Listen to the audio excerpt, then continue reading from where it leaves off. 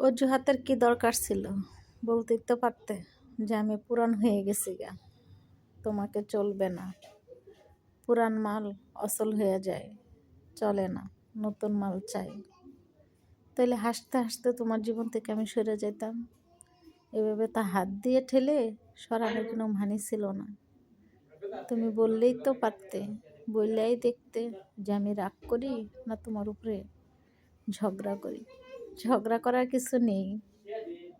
কেউ যদি কারোর সাথে না থাকতে চায়, কাউকে জোর করে রাখা যায় না। সেটা কথাটা মাথায় রেখো। কারণ পুরান মানুষকে কেউই পছন্দ করে না। 10 মাস 10 দিন গর্ভে সন্তান রাখলে যে সন্তানকে লালন পালন করে বড় করবা, সেই সন্তানের কাছেও ভালো লাগে না। আর তুমি তো পরের ছেলে, তোমার কাছে আর কতই ভালো লাগবে। তারপরেও তুমি ভালো থেকো। নতুন বছরের অগ্রিম ভালোবাসা রইল, শুভেচ্ছা রইল তোমার জন্য। মন থেকে চাই তুমি যাকে নিয়ে আসো খুব সুখে থাকো, আর আমার দিনগুলো অনেক কষ্ট কাটো। কারণ আমি কষ্ট পেতে পেতে আমার শরীর হয়ে গেছে।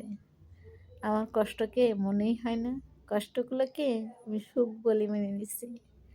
আমার কাছে তারা অনেক আপন, তাদেরকে ছাড়া আমি এক মুহূর্ত থাকতে পারি না।